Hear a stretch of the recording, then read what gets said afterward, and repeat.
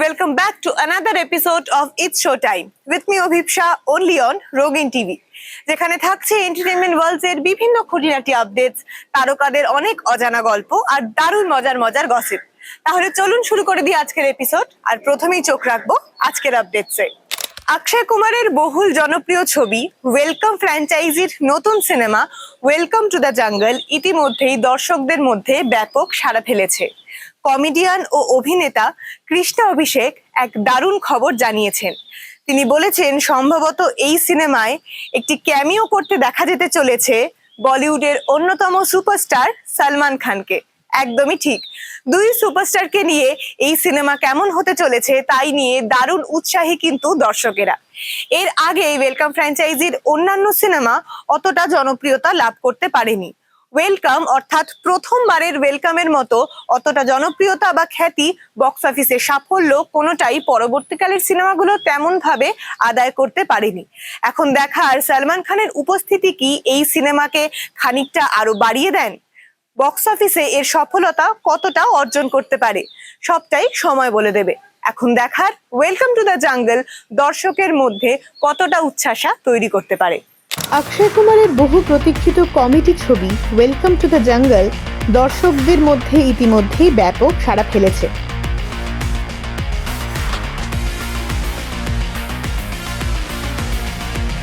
এবং নতুন একটি তথ্য এই উত্তেজনাকে আরো বাড়িয়ে দিয়েছে। কমেডিয়ান ও অভিনেতা কৃষ্ণা অভিষেক সম্প্রতি ইঙ্গিত দিয়েছেন যে বলিউড সুপারস্টার সালমান খান এই ছবিতে একটি বিশেষ চরিত্রে হাজির হতে পারেন।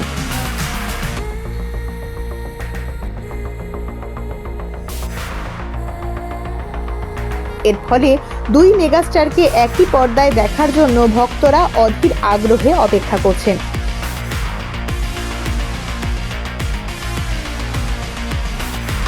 আহমেদ খান পরিচালিত এই ছবিটি জনপ্রিয় ওয়েলকাম ফ্র্যাঞ্চাইজির তৃতীয় কিস্তি।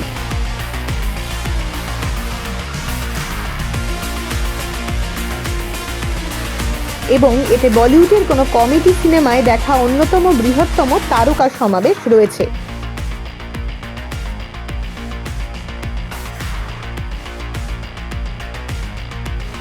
অক্ষয় কুমারের নেতৃত্বে এই ছবিতে আরো অনেক বিখ্যাত অভিনেতা ও কমেডিয়ানরা অভিনয় করছেন।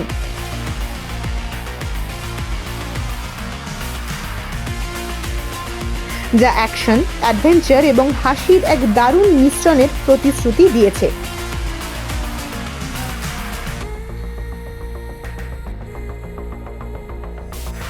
ছবিটি 2026 সালের 26শে জুন প্রেক্ষাগৃহে মুক্তি পাওয়ার কথা রয়েছে।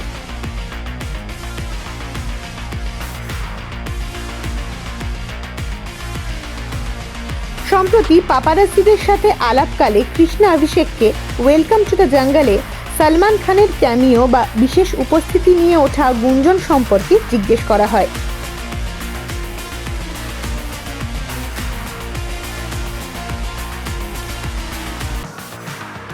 প্রশ্নের জবাবে কৃষ্ণা বেশ মজার ছলেই সেই জল্পনাকে কার্যত নিশ্চিত করেন, যা ভক্তদের মধ্যে প্রত্যাশা আরো বাড়িয়ে দেয়।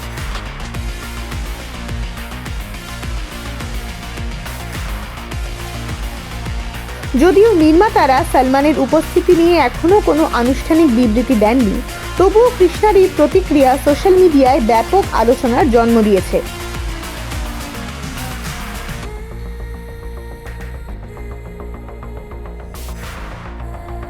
সালমান খান ও অক্ষয় কুমার বলিউডের অন্যতম বড় তারকা, তাই তাদের যে কোনো যৌথ কাজ স্বাভাবিকভাবেই আলোচনার কেন্দ্রবিন্দুতে পরিণত হয়।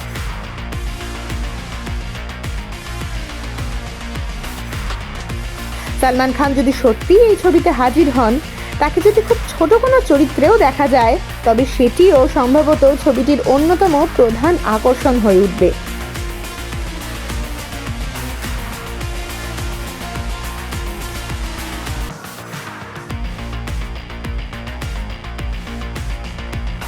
বিশাল তারকা সমাবেশ এবং বিশাল বাজেটের আয়োজনের কারণে ওয়েলকাম টু দ্য জঙ্গল শুরু থেকেই শিরোনামে রয়েছে।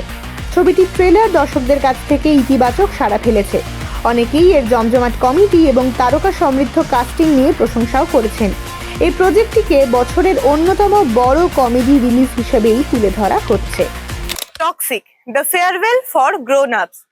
সম্প্রতি ছবিটির নির্মাতারা জানিয়েছেন যে এই অ্যাকশন থ্রিলারটি মুক্তি পেতে চলেছে সারা বিশ্ব জুড়ে এবং তারই সম্ভাব্য তারিখ তারা প্রকাশ্যে এনেছে। এই সিনেমাটি সারা বিশ্বে একসাথে মুক্তি পেতে চলেছে। সম্ভাব্য বর্তমান বছরের 26শে অগস্ট এই সিনেমাটি আসতে চলেছে বিভিন্ন প্রেক্ষাগৃহে। ইয়াশ অভিনীত ও গীতু মোহনদাস পরিচালিত এই সিনেমাটির প্রথমে মুক্তি পাওয়ার কথা ছিল চলতি বছরের মার্চ মাসে, তবে বিভিন্ন টেকনিক্যাল কারণে এই মুক্তির সম্ভাব্য দিন পিছিয়ে যায়।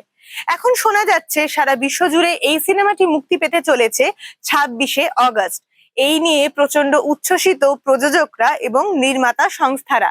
তারা সকলেই জানিয়েছেন তারা অধীর আগ্রহে বসে আছেন সিনেমার মুক্তির দিনের জন্য এবং তারা অধীর আগ্রহে অপেক্ষা করছেন কেমন লাগতে চলেছে এই সিনেমাটি দর্শক মহলে। সবটাই এখন 26শে অগস্টের অপেক্ষায়। Toxic a farewell for grown আপস ছবিটির নির্মাতারা বহু প্রতীক্ষিত এই অ্যাকশন থ্রিলারটির মুক্তির নতুন তারিখ আনুষ্ঠানিকভাবে ঘোষণা করেছেন। এর মাধ্যমে ছবিটির প্রেক্ষাগৃহে মুক্তি নিয়ে দীর্ঘদিনের জল্পনা কল্পনার অবসান ঘটল। ইয়াশ অভিনীত এবং গীতু মোহনদাস পরিচালিত এই ছবিটি এখন 2026 সালের 26শে অগস্ট বিশ্বজুড়ে প্রেক্ষাগৃহে মুক্তি পাওয়ার কথা রয়েছে। আন্তর্জাতিক বাজারে বড় পরিসরে মুক্তি ও বিতরণের কৌশল নিয়ে কাজ করার ফলে গত 1 বছরে ছবিটির মুক্তির তারিখ একাধিকবার পরিবর্তন করা হয়েছিল। এই নতুন ঘোষণাটি সেই প্রতিক্রিয়ারই সর্বশেষ ধাপ।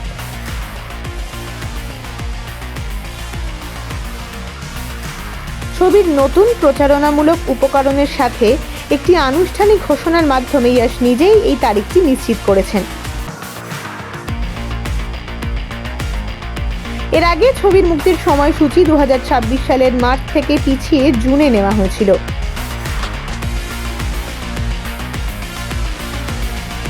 পরবর্তীতে জুনের মুক্তির পরিকল্পনাও স্থগিত রাখা হয়, কারণ নির্মাতারা বিশ্বব্যাপী বিতরণের পরিকল্পনা পুনর্বিবেচনা করছিলেন এবং আরো বড় পরিসরে আন্তর্জাতিক মুক্তির সুযোগ খুঁজছিলেন।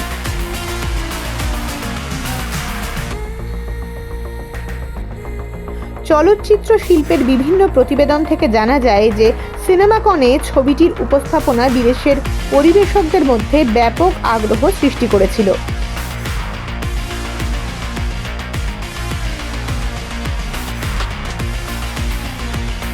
যা নির্মাতাদের বিশ্বব্যাপী মুক্তির পরিসর বাড়ানোর কৌশলের দিকে ধাবিত করে।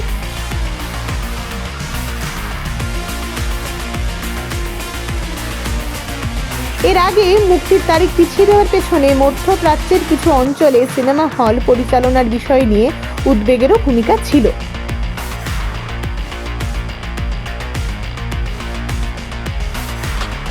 আন্তর্জাতিক মুক্তির ক্ষেত্রে ওই অঞ্চলটি একটি গুরুত্বপূর্ণ বাজার। নির্মাতারা জানিয়েছিলেন যে ছবিটির মুক্তি পিছিয়ে দেওয়ার সিদ্ধান্তটি নেওয়া হয়েছিল যাতে বিশ্বজুড়ে এর সবচেয়ে শক্তিশালী সূচনা নিশ্চিত করা যায়।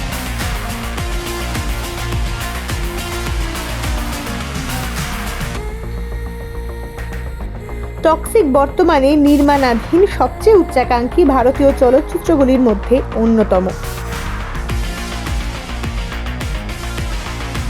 ছবিটিতে ইয়াশ দ্বৈত চরিত্রে অভিনয় করছেন এবং এতে কিয়ারা আদবানি, নয়নতারা, হুমা কুরেশি, তারা সুতারিয়া ও রুক্মিণী বসন্তের মতো এক ঝাঁক তারকাও অভিনয় করছেন। ছবিটি যৌথভাবে প্রযোজনা করছেন ভেঙ্কট কে নারায়ণ ও ইয়াশ। প্রযোজনা সংস্থা হিসেবে রয়েছেন KVN প্রোডাকশনস এবং মনস্টার মাইন্ড ক্রিয়েশনস। নির্মাতাদের মতে ছবিটির আন্তর্জাতিক লক্ষ্যের কথা মাথায় রেখেই কন্নড় ও ইংরেজি উভয় ভাষায় একই সাথে শুটিং করা হয়েছে। 2024 সালের অগস্ট থেকে 2025 সালের অক্টোবর পর্যন্ত বেঙ্গালুরু, মুম্বাই, গোয়া এবং জয়পুর সহ বিভিন্ন স্থানে ছবিটির মূল শুটিং সম্পন্ন হয়েছে।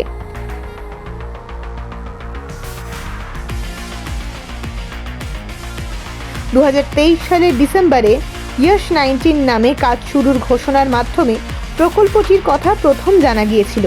এবং কয়েকদিনের পরেই আনুষ্ঠানিক নামও ঘোষণা করা হয়।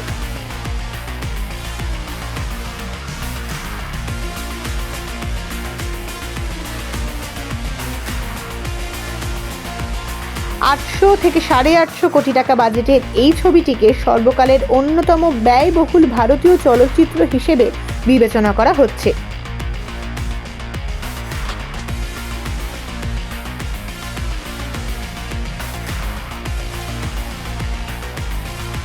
26শে আগস্ট মুক্তির তারিখ নিশ্চিত হওয়ার ফলে প্রদর্শক ও পরিবেশকদের কাছে বিষয়টি স্পষ্ট হবে এবং একই সাথে ভক্তরা 2026 সালের অন্যতম প্রতীক্ষিত এই ভারতীয় চলচ্চিত্রটির মুক্তির একটি সুনির্দিষ্ট সময়সূচি জানতে পারবেন।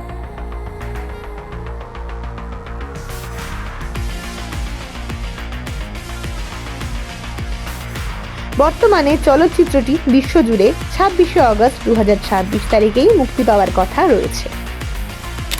বলিউডে এতদিন ধরে শুধুমাত্র পুরুষ প্রধান চরিত্রের রমরমাই দেখে এসেছে দর্শক মহল। পুরুষ অভিনেতা বা কোনো একজন হিরোর তার স্ট্রাগল, তার জীবনের উত্থান পতন, তার নায়িকাকে জয় করে নিয়ে আসা ইত্যাদি প্রভৃতি। তবে বর্তমানে সেই ধারার পরিবর্তন ঘটছে। আমরা দেখতে পাচ্ছি বিভিন্ন নারী কেন্দ্রিক সিনেমা, নারীদের বিভিন্ন জটিলতা, তাদের মনস্তত্ত্ব, তাদের স্ট্রাগল, এই গল্প উঠে আসছে বলিউডের নতুন নতুন সিনেমার মধ্যে দিয়ে। শুধুমাত্র মহিলা পরিচালক নন, পুরুষ পরিচালকদের হাত ধরেও এই ধরনের সিনেমা আমরা দেখতে পাচ্ছি। এই ধরনের সিনেমা উপহার পাচ্ছে বর্তমান দর্শকেরা এবং তাই নিয়ে দর্শক মহলও অত্যন্ত উচ্ছ্বসিত। মাধুরী দীক্ষিতের মা বেহেন, কঙ্গনা রানাওয়াতের ভারত ভাগ্য বিধাতা বা শ্রদ্ধা কাপুরের স্ত্রী, বিভিন্ন রকম উদাহরণই আমাদের চোখের সামনে রয়েছে। চলুন আমরা দেখে নিই বর্তমানে আরো কি কি এরকম নারী কেন্দ্রিক সিনেমার উদাহরণ আমরা দেখতে পাচ্ছি। অভিনেত্রী হুমা কুরেশির প্রযোজিত প্রথম সিনেমা বেবি ডু ডাই ডুতে তাকে এক বলিষ্ঠ ও আকর্ষণীয় চরিত্রে দেখা যাবে। সাসপেন্স থ্রিলার ঘরানার এই সিনেমার সদ্য প্রকাশিত টিজারে হুমার চরিত্রের এক ঝলক দেখা গেছে, যেখানে তিনি মুম্বাইয়ের এমন এক হিটম্যান বা পেশাদার খুনি হিসাবে অভিনয় করছেন যিনি কথা বলতে ও শুনতে অক্ষম। নিজের ভাই সাকিব সালিমের সঙ্গে যৌথভাবে প্রথম সিনেমা প্রযোজনার উত্তেজনা প্রকাশ করতে গিয়ে হুমা বলেন, প্রথম প্রজন্মের প্রযোজক হওয়ার সুযোগ পাওয়াটা সত্যি দারুণ ব্যাপার। আমার মনে হয় এই উদ্যোগের পেছনে কোথাও না কোথাও সুযোগের অভাব বা শুরুর দিকে সেই হতাশা কাজ করেছে, কারণ তখন তার মনে হতো, হে ঈশ্বর, আমি তো আরও অনেক কিছুই করতে পারি। একজন অভিনেত্রী হিসেবে নিজেকে প্রমাণ করার সুযোগ তো তখনই পাওয়া যায় যখন কেউ আমাকে কাজের জন্য নিযুক্ত করেন। স্ত্রী সিনেমার পর শ্রদ্ধা কাপুর আবারও বড় পর্দায় ফিরছেন একটি বায়োগ্রাফিক্যাল ড্রামা বা জীবনীমূলক চলচ্চিত্রের মাধ্যমে। এই সিনেমায় তাকে জনপ্রিয় মারাঠি তামাশা ও লাবণী লোকশিল্পী বিঠাবাই নারায়ণ গাঁওকারের চরিত্রে দেখা যাবে। সিনেমার গল্পটি 1940 থেকে 1990-এর দশক পর্যন্ত বিস্তৃত, যেখানে তার খ্যাতি অর্জনের পথ এবং নানা সংগ্রামের কথা উঠে আসবে। যদিও সিনেমাটির বিস্তারিত তথ্য এখনও গোপন রাখা হয়েছে, তবে এর প্রযোজনার দায়িত্বে আছেন দীনেশ বিজন এবং পরিচালনার দায়িত্বে রয়েছেন লক্ষণ উতেকর। সিনেমাটি 28শে আগস্ট মুক্তি পাওয়ার কথা রয়েছে। তেলেগু অ্যাকশন এন্টারটেইনার মা ইন্তি বাঙ্গারামের প্রধান চরিত্রে দেখা যাবে সামান্থা রুদ্রপ্রভুকে। সামান্থার জন্য এই সিনেমাটি বিশেষ তাৎপর্যপূর্ণ, কারণ এর মাধ্যমেই প্রযোজক হিসেবে তার অভিষেক ঘটছে এবং 3 বছর পর তিনি বড় পর্দায় ফিরছেন। নন্দিনী রেড্ডি পরিচালিত এই সিনেমার মাধ্যমে অভিনেত্রী ও পরিচালকের জুটি তৃতীয়বারের মতো একসঙ্গে কাজ হতে চলেছে। অভিনেত্রী তাপসী পান্নু শীঘ্রই গান্ধারী নামের একটি প্রতিশোধ কেন্দ্রিক ড্রামা বা রিভেঞ্জ ড্রামায় অভিনয় করতে চলেছেন, যা ওটিটিতে মুক্তি পাবে। এই সিনেমায় তাপসীকে অভিনব সব অ্যাকশন দৃশ্যে দেখা যাবে, যার মধ্যে চোখ বাঁধা অবস্থায় করা অ্যাকশন দৃশ্যগুলো অন্তর্ভুক্ত রয়েছে। যদিও সিনেমাটির মুক্তির তারিখ এখনও ঘোষণা হয়নি, তবে এর প্রচারমূলক বিষয়বস্তু থেকে ইঙ্গিত পাওয়া যায় যে এটি নিজের সন্তানকে রক্ষা করার জন্য এক মায়ের লড়াইয়ের গল্প। সূত্র থেকে জানা গেছে, গান্ধারী সিনেমায় তাপসীকে চোখ বাঁধা অবস্থায় অত্যন্ত জোরালো সব অ্যাকশন দৃশ্যে অভিনয় করতে দেখা যাবে। তাপসী পান্নু এমন এক চ্যালেঞ্জ গ্রহণ করছেন যা আগে কখনোই দেখা যায়নি। চোখ বাঁধা অবস্থায় অ্যাকশন দৃশ্য পরিবেশ করা তার চরিত্রের গভীরতায় এক নতুন মাত্রা যোগ করবে। এটি কেবল স্টান্ট বা শারীরিক কসরত নয়, বরং অ্যাকশন হিরো বা নায়িকাদের নিয়ে নতুন ভাবনার একটি প্রয়াস। চোখ বাঁধা অবস্থায় লড়াইয়ের দৃশ্যগুলিতে তিনি দৃষ্টিশক্তি ব্যবহার করতে পারবেন না, তাই তাকে নির্ভর করতে হবে সহজাত প্রবৃত্তি, মাসেল মেমোরি এবং আভ্যন্তরীণ শক্তির ওপরেই। এভাবেই তিনি নিজের দুর্বলতাকে শক্তিতে রূপান্তরিত করবেন। এদিকে ম্যাডাক্স হরর কমেডি ইউনিভার্সের শক্তিশালিনী সিনেমার জন্য অনিত পাড্ডাকে চুক্তিবদ্ধ করা হয়েছে। স্ত্রী ইউনিভার্সের অন্তর্ভুক্ত এই সিনেমাটির কথা আনুষ্ঠানিকভাবে ঘোষণা করা হয়েছিল আয়ুষ্মান খুরানা ও রাশ্মিকা মান্দানার 2025 সালের থামার শেষ অংশে। চলতি বছরের মার্চ মাসে শক্তিশালিনীর শুটিং শুরু হয়েছে। এই সিনেমাতে অনিতের বিপরীতে তার প্রেমিকের চরিত্রে অভিনয় করছেন হোম বাউন্ড খ্যাত অভিনেতা বিশাল জেঠওয়া। 2012 সালে মুক্তিপ্রাপ্ত দীপিকা পাডুকোন, সৈফ আলী খান ও ডায়ানা পেন্টি অভিনীত ককটেল সিনেমাটি দর্শকদের যেমনভাবে হাসিয়েছে তেমনভাবে কাঁদিয়েছেও। সম্প্রতি একটি সাক্ষাৎকারে সেই বিষয়ে কথা বলতে গিয়ে সৈফ আলী খান জানান যে প্রথম থেকেই দীপিকা পাডুকোনকে ভেরোনিকার চরিত্রের জন্য সিলেক্ট করা হয়ে গিয়েছিল। এমনকি ডায়ানা পেন্টিও নির্বাচিত হয়ে গেছিলেন তার চরিত্রটির জন্য। তবে সমস্যা তৈরি হয়েছিল সৈফ আলী খান অভিনীত চরিত্রটিকে নিয়ে। শোনা যাচ্ছে যে ইমরান খান, রণবীর কাপুরের মতো অভিনেতারাও নাকি এই চরিত্রটিকে নাকচ করে দিয়েছিলেন এবং কোনোভাবেই এই চরিত্রের জন্য অভিনেতা খুঁজে পাওয়া যাচ্ছিল না। সৈফ আলী খানের কথায় সম্ভবত তার কারণ ছিল তার অপোনেন্ট চরিত্র অর্থাৎ ভেরোনিকা চরিত্রটি।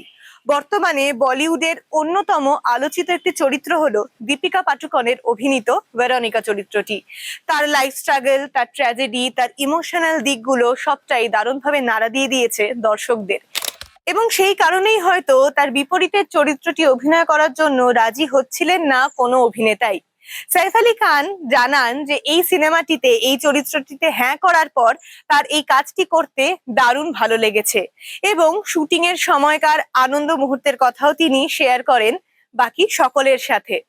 অবশেষে সাক্ষাৎকারের একদম শেষে বর্তমানে সদ্য মুক্তিপ্রাপ্ত ককটেল 2 এর গোটা টিমকেও তিনি শুভেচ্ছা জানিয়েছেন। 2012 সালে সৈফ আলী খান, দীপিকা পাডুকোন এবং ডায়ানা পেন্টি তাদের রোমান্টিক কমেডি ছবি ককটেলের মাধ্যমে দর্শকদের হাসিয়েছেন ও কাঁদিয়েছেন। সময়ের সাথে সাথে দীপিকার অভিনীত ভেরোনিকা চরিত্রটি আধুনিক বলিউডের অন্যতম আইকনিক নারী চরিত্রে পরিণত হয়েছে। সম্প্রতি এক সাক্ষাৎকারে সৈফ জানিয়েছেন যে তিনি এই ছবিতে যুক্ত হওয়ার আগে রণবীর কাপুর ও ইমরান খানের মতো অভিনেতারা ছবিটির প্রস্তাব ফিরিয়ে দিয়েছিলেন। সৈফ স্মৃতিচারণ করে বলেন, ছবিটির জন্য ডায়ানা ও দীপিকাকে চূড়ান্ত করা হলেও নির্মাতারা প্রধান পুরুষ চরিত্রের জন্য কোনো অভিনেতা খুঁজে পাচ্ছিলেন না। তার মতে চিত্রনাট্যে ভেরোনিকার চরিত্র এতটাই আকর্ষণীয় ছিল যে হয়তো সেই কারণেই অন্য অভিনেতাদের রাজি করানো কঠিন হয়ে পড়েছিল। তিনি বলেন, তাদের হাতে দীপিকা ও ডায়ানা ছিলেন, কিন্তু এই চরিত্রের বিপরীতে কোনো নায়ককে পাওয়া যাচ্ছিল না। সম্ভবত এর কারণ ছিল ভেরোনিকার চরিত্রটি, যেটি ছিল অত্যন্ত আকর্ষণীয়। আমার মনে আছে তারা কয়েকজনের নাম ভেবেছিলেন। আমার ধারণা তার ইমরান খান ও রণবীর কাপুরের কাছেও প্রস্তাব নিয়ে গেছিলেন। আরও কয়েকজনের সাথে কথা বলেছিলেন তারা। তখন আমি বললাম, ঠিক আছে, দারুণ ব্যাপার, এটা আমিই করব। অকপটে বললেন সৈফ আলী খান। তিনি আরও যোগ করেন, আমার মনে হয় আমি রাজি হয়েছিলাম বলেই তাদের সবারই কৃতজ্ঞ থাকা উচিত। এটাই আমার গল্প। হ্যাঁ, কারণ কাজটা করে আমি দারুণ মজা পেয়েছিলাম। আমি হোমিকে খুব পছন্দ করি আর আমরা সবাই মিলে খুব ভালো সময় কাটিয়েছিলাম। বক্তব্যের শেষে সৈফ ককটেল 2 এর পুরো দলের জন্য শুভকামনা জানিয়েছেন। Well, that's it for today. আবারও ফিরে আসবো আরো নতুন নতুন আপডেটস, গল্প, গসিপ এবং খবর নিয়ে।